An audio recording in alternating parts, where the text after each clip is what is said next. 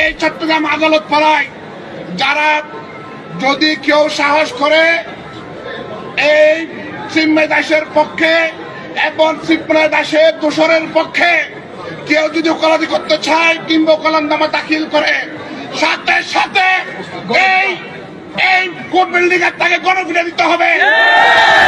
As a member of Congress, I introduced a resolution that called for the protection of Hindus and religious minorities in Bangladesh, people who continue to be targeted and persecuted to this day. Bangladesh নাকি প্রজাতান্ত্রিক দেশ। আচ্ছা বলুন তো, ধর্মনিরপেক্ষতা কাকে বলেন? ধর্মনিরপেক্ষতার সংজ্ঞা বিভিন্ন দেশে বিভিন্ন রকম। আমাদের ভারতবর্ষে যেমন ধর্মনিরপেক্ষতার সংজ্ঞা কি? ধর্মনিরপেক্ষতা হচ্ছে যেখানে জঙ্গিদের হয়েও আইনজীবীদের লাইন পড়ে যায়, যেখানে জঙ্গিরা মারা গেলেও হাজার হাজার মানুষ সেই মৃতদেহ নিয়ে তাকে শহীদের মর্যাদা দিয়ে মিছিল করে। আর বাংলাদেশে ধর্মনিরপেক্ষতা কি? বাংলাদেশে ধর্মনিরপেক্ষতা হচ্ছে একজন হিন্দু সাধু, তার হয়ে কোনো আইনজীবীকে দাঁড়াতে দেওয়া যাবে না। যদি কেউ সাহস করে দাঁড়ায় তাহলে তাকে আদালতের মধ্যেই গণপিটুনি দেওয়া হবে। এই হচ্ছে ভারত এবং বাংলাদেশের ধর্মনিরপেক্ষতার তফাৎ। সেকুলার। বাংলাদেশ নাকি প্রজাতান্ত্রিক রাষ্ট্র। সেই বাংলাদেশে এবার ব্রিটেন বলছে নাকি জঙ্গি হামলা হবে, তারা চায় না তাদের দেশের নাগরিকরা ওখানে পৌঁছায়। একের পর এক আইনজীবীদের মারধর করা হচ্ছে যারা চিন্ময় মহাপ্রভুর হয়ে মামলা লড়ছিলেন। এবং তারপর দেখলাম আজকে এই চিন্ময় মহাপ্রভু নিয়ে সিদ্ধান্ত নিতে মোহাম্মদ ইউনূস আবার তাদেরকেই ডাকলেন যারা চিন্ময় মহাপ্রভুর বিরুদ্ধে। জামাতকে ডাকা হলো, হেফাজতে জামাতকে ডেকে পরামর্শ নিচ্ছেন ইউনূস সরকার। আর কি হলো? হাসিও লাগে যে আমাদের প্রতিবেশী কারা, যাদেরকে ভারত থেকে সেনা পাঠিয়ে 1971-এ স্বাধীন করা হলো, যারা বাংলা বাঁচানোর জন্য, ভাষা বাঁচানোর জন্য স্বাধীন হলো, যাদেরকে জাতীয় পতাকা হাতে তুলে নেবার স্বাধীনতা দিল ভারতবর্ষ, তারাই এখন ভারতবর্ষের পতাকা পায়ে মারাতে চাইছে। দুনিয়াতে এরকম বেঈমান অকৃতজ্ঞ মূর্খের দেশ পৃথিবীতে আর দুটো নেই। ঠিক কি হচ্ছে এই মুহূর্তে আজকের বাংলাদেশে সবটা দেখাবো আপনাদের। এই প্রতিবেদন শেষ অবধি দেখুন। মোহাম্মদ ইউনূসের লুঙ্গি খুলে গেছে। আমি মানব, দ্য নিউজ বাংলায় আপনাদের স্বাগত জানাচ্ছি। চিন্ময় মহাপ্রভুর হয়ে যদি কোনো আইনজীবী দাঁড়ান তাহলে তাকে আদালতের মধ্যেই গণপিটুনি দেওয়া হবে। তৃতীয়বার স্বাধীন বাংলাদেশে এমনটাই একেবারে হুমকি দিচ্ছেন মুসলিম আইনজীবীরা। কাউকে চিন্ময় মহাপ্রভুর হয়ে আদালতে দাঁড়াতে দেব না। এটাই হচ্ছে গণপ্রজাতন্ত্রী বাংলাদেশ, ধর্মনিরপেক্ষতার একেবারে উদাহরণ। আগে শুনে নিন যে বাংলাদেশে চিন্ময় মহাপ্রভুর হয়ে যারা দাঁড়াচ্ছেন তাদের উদ্দেশ্যে ঠিক কি বার্তা দেওয়া হচ্ছে মুসলিম আইনজীবীদের তরফ থেকে। শুনুন আপনারা।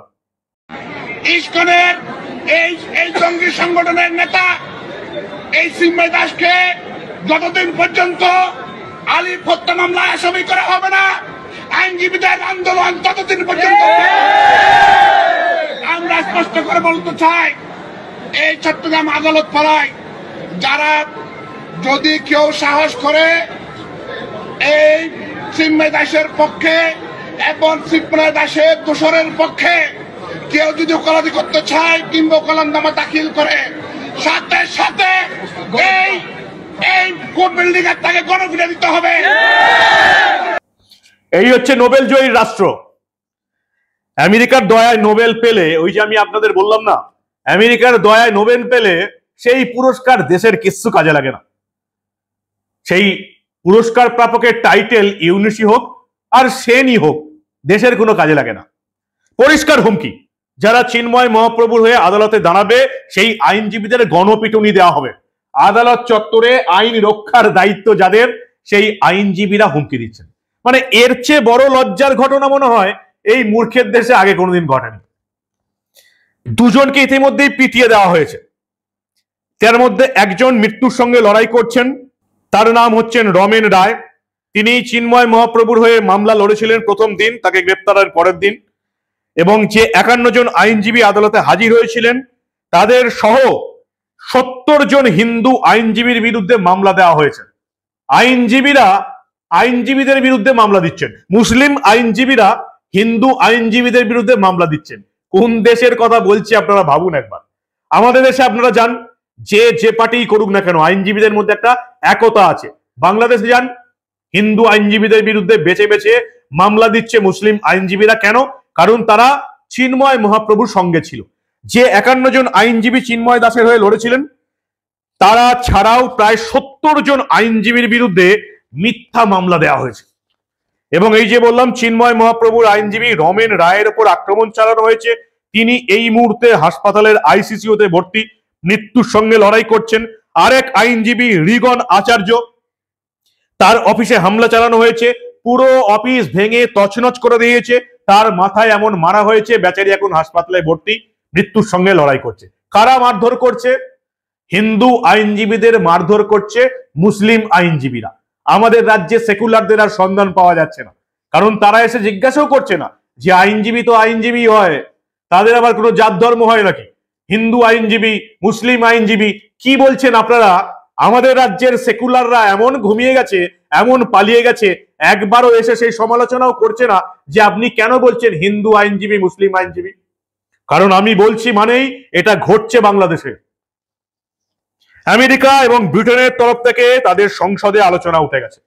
এক ঝলকে দেখে নিন কিভাবে মোহাম্মদ ইউনূসের লুঙ্গি ধরে টানাটানি শুরু হয়ে গেছে।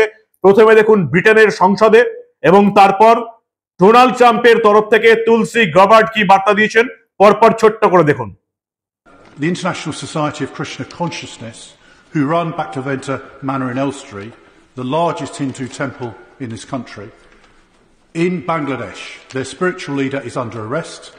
Hindus across Bangladesh are being subject literally to death by their houses being burnt, their temples are being burnt, and there was an attempt today in the Bangladesh High Court to rule that ISKCON should be banned from the country. This is a direct attack on Hindus. Now, this is a threat from India now to take action. We have a responsibility because we enabled Bangladesh to be free and independent. Now, whatever the change of government has been in Bangladesh, it cannot be acceptable that religious minorities are persecuted in this way. So far, we've only had a written statement from the FCDO, so could the leader enable an oral statement on the floor of this House so it can bring to the world's attention what is going on in Bangladesh? As a member of Congress, I introduced a resolution that called for the protection of Hindus and religious minorities in Bangladesh, people who continue to be targeted and persecuted to this day. Now, the height of this persecution actually began 50 years ago, when the Pakistani army systematically murdered, raped, and drove from their homes millions of Bengali Hindus because of their religion and ethnicity. On March 25th, 1971, was the beginning of a systematic targeting of Hindus in Bangladesh by the Pakistani military. আইনজীবীদের গণপিটুনি দেওয়া হবে যারা চিন্ময় দাসের পক্ষে আইনজীবী হয়ে লড়বে। ভাবতে পারছেন? এখনো কারোর এই রাজ্যে কোনো সেকুমাকুদের এই বাংলাদেশিদের নিয়ে একটু ওই কি বলবো নরম মনোভাব আছে নাকি কারো? তাহলে ইমিডিয়েটলি চেঞ্জ করে নিন, কারণ দেশটা এখন মৌলবাদীদের দেশ হয়ে গেছে। আর শেখ মুজিবুর রহমানের সেই বাংলাদেশ নেই যে বাংলাদেশকে সেনা পাঠিয়ে ভারত স্বাধীন করেছিল। একটা অপশন থাকা দরকার ছিল, যাদেরকে আমরা স্বাধীন করেছি তাদের সেই স্বাধীনতা ছিনিয়ে নিজেদের দেশে ঢুকিয়ে নেওয়ার অধিকার আমাদের থাকার দরকার ছিল। ইন্দিরা গান্ধী একটা ভুল করেছিলেন অবশ্যই, যে ভুলটা আমেরিকা করে না। আমেরিকা যে দেশকে সাহায্য করতে চায় সেই দেশকে সাহায্য করার পর সেখানে একটা নিজেদের সেনা বেস তৈরি করে। ইন্দিরা গান্ধী সেই ভুলটা করেছিলেন। বাংলাদেশের একটা ভারতীয় সেনা বেস তৈরি করে রাখা দরকার ছিল, তাহলে এই মূর্খ অকৃতজ্ঞ বাংলাদেশিগুলো এরকম উঠতে বসতে ভারতকে এইভাবে অপদস্থ করার চেষ্টা করতে পারতো না। জাতীয় পতাকাকে অবমাননা করা হচ্ছে, এবং এর প্রতিবাদে ইতিমধ্যে আমরা দেখেছি ভারতবর্ষের এই বাংলার বিভিন্ন ডাক্তার বাংলাদেশিদের চিকিৎসা নিষিদ্ধ করে দিয়েছে। মালদাতে দেখলাম সমস্ত হোটেল অ্যাসোসিয়েশন বলেছেন বাংলাদেশিদের ঢুকতে দেবো না। ত্রিপুরার গোটা রাজ্য ব্যবসা বাণিজ্য বন্ধ করে দিয়েছে এবং কোনো হোটেলে বাংলাদেশিদের ঢুকতে দেবে না। ফলে এই মুহূর্তে বাংলাদেশের যে অবস্থা, তারা এই ভারতবর্ষে আর ঢুকতে পারবে কিনা সেটাও দেখা। বাংলাতেও এই পশ্চিমবঙ্গ কলকাতাতেও বিভিন্ন হোটেল থেকে বাংলাদেশিদের ভাগিয়ে দেওয়া হয়েছে। 70 জন আইনজীবীর বিরুদ্ধে ব্যবস্থা নেওয়া হয়েছে। এবং তার চেয়েও বড় কথা, বাংলাদেশের যেটা সবচেয়ে বেশি অস্বস্তির কারণ, এক, হিন্দু সনাতনীদের জাগরণ হয়েছে, গোটা পৃথিবীর মানুষ ছিছি করছে। অন্যদিকে মোদী সরকার শেখ হাসিনাকে দিয়ে কিন্তু গোটা পৃথিবী জুড়ে বার্তা পাঠাতে সাহায্য করছেন। শেখ হাসিনা দেখলাম পরিষ্কার একটা অনুষ্ঠানে ভার্চুয়াল বার্তা দিলেন যে বাংলাদেশে গণহত্যার মাস্টার মাইন্ড হচ্ছেন ইউনূস। এই বাংলাদেশে যে গণহত্যা হলো আমেরিকার সাহায্যে এই গণহত্যা চালালো ইউনূস এবং তার জামাতি ইসলামী যে রয়েছে তারাও। এমনকি তারেক রহমান বিএনপি নেত্রী খালেদা জিয়ার পুত্র মোহাম্মদ ইউনূসের এই সরকারের সময় ভোট হলে যাদের সবচেয়ে বেশি সুবিধা পাওয়ার কথা ছিল এই বিএনপি জামাত, এই বিএনপিও আবার বিরক্ত হয়ে গেছে এই মোহাম্মদ ইউনূস সরকারের বিরুদ্ধে। তারেক রহমান খালেদা জিয়ার পুত্র লন্ডন থেকে জানিয়েছেন এভাবে হিন্দু গণহত্যা চালিয়ে গেলে এই সরকার বেশি দিন টিকবে না। ব্রিটেন এবং আমেরিকা মুখ খুলেছে, ভারতের পার্লামেন্টে মুখ খোলা হয়েছে এবং এবার সবচেয়ে বড় কথা বাংলাদেশকে জঙ্গিদের দেশ ঘোষণা করে দিয়েছে ব্রিটেন এবং জঙ্গি হামলার আশঙ্কা হবে গোটা বাংলাদেশে সেই দেশের নাগরিকদের যাতায়াত না করার পরামর্শ দেওয়া হয়েছে। বিশেষ করে চট্টগ্রামে একেবারেই ঢুকবেন না, ব্রিটেনের দূতাবাস থেকে তাদের বাসিন্দাদের নিষিদ্ধ করে দেওয়া হয়েছে। পরিষ্কার বলে দেওয়া হয়েছে যে এখন প্রয়োজন ছাড়া বাংলাদেশে ভ্রমণ যাবেন না, কারণ সেখানে জঙ্গি হামলা হতে পারে। ব্রিটেনের বিদেশ মন্ত্রক এক প্রেস বিবৃতিতে জানিয়েছে যে এই সতর্কতা প্রত্যেক ব্রিটেনবাসীর জন্য উল্লেখ করা হয়েছে এবং পরিষ্কার বলা হয়েছে বাংলাদেশে বিদেশিদের উপর জঙ্গি হামলা হতে পারে, সেই আশঙ্কা থেকে বাংলাদেশের এই স্পর্শকাতর এলাকায় একেবারেই ভ্রমণে যাবেন না। ইউনিসেফ দেশকে নিয়ে সতর্ক করেছে ব্রিটেন। কোথায় গেছে একবার ভাবুন। এই বাংলাদেশ দুদিন বাণিজ্য বন্ধ করে দিলে এরা না খেয়ে মরবে। ভারত থেকে যদি চাল, ডাল, আলু, পেঁয়াজ এবং ডিম বন্ধ করে দেয় তাহলে এই বাংলাদেশিরা চোখে সর্ষে ফুল দেখবে। আজকেই এই বাংলাদেশে কাটা আলুর দামই প্রায় 80 টাকা ছাড়িয়ে গেছে। ভারত থেকে এই পশ্চিমবঙ্গ থেকে যেহেতু আমাদের রাজ্যে আলু পেঁয়াজের দাম বেড়ে গেছে তাই মমতা বন্দ্যোপাধ্যায়ের সরকার আপাতত রপ্তানিটা বন্ধ রেখেছে, অন্য কোনো কারণে নয়। তাতেই বাংলাদেশ চোখে সর্ষে ফুল দেখছে। আসাম এবং ত্রিপুরা বাণিজ্য বন্ধ করে দিয়েছে, চোখে সর্ষে ফুল দেখছে। চিকিৎসার ভিসা বন্ধ করে দিয়েছে ভারতবর্ষ, চোখে সর্ষে ফুল দেখছে। এরকম এক মাস যদি চলে এই বাংলাদেশিরা বুঝে যাবে কাদের সঙ্গে এরা পাঙ্গা নিতে আসছে। জঙ্গিদের দেশ, জঙ্গি হামলা হতে পারে ঘোষণা করে দিয়েছে ব্রিটেন। আমেরিকা অপেক্ষায় আছে 20 জানুয়ারি 2025 ডোনাল্ড ট্রাম্প শপথ নেবে, মোহাম্মদ ইউনূসের অবস্থা সিরিয়াসলি সঙ্গীন হয়ে যাবে। কিন্তু তাতেও এদের লজ্জা নেই।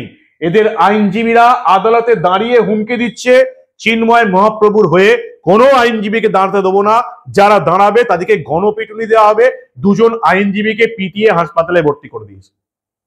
কোথায় বাস করছে এরা? কোন মূর্খের স্বর্গে নিজেদেরকে নিয়ে গেছে?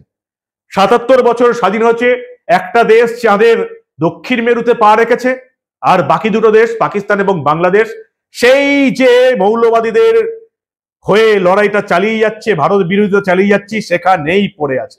না আছে দেশের কোনো উন্নতি, না আছে কিছু।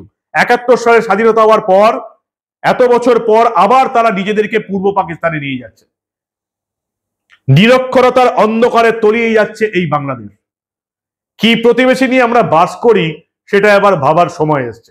এদিকে এতদিন আমরা ক্ষমা ঘেন্না করে আসছিলাম, এই মূর্খ অকৃতজ্ঞ বেঈমানদের দেশটাকে কোন রকম সাহায্য করাটাই উচিত নয়। আপনারা কি বলেন? আপনাদের মূল্যবান এবং গুরুত্বপূর্ণ মতামত জানান দা নিউজ বাংলার কমেন্ট সেকশনে। আর ওই যে আমাদের বাংলায় শেকু মাকুরা একেবারে উধাও হয়ে গেছে এই বাংলাদেশে। তারা গাজাতে মিছিল করতে পারে, তারা প্যালেস্টাইন নিয়ে মিছিল করতে পারে, আমেরিকার বিরুদ্ধে মিছিল করতে পারে, ইসরায়েলে মিছিল করতে পারে, চীনের জন্য মিছিল করতে পারে।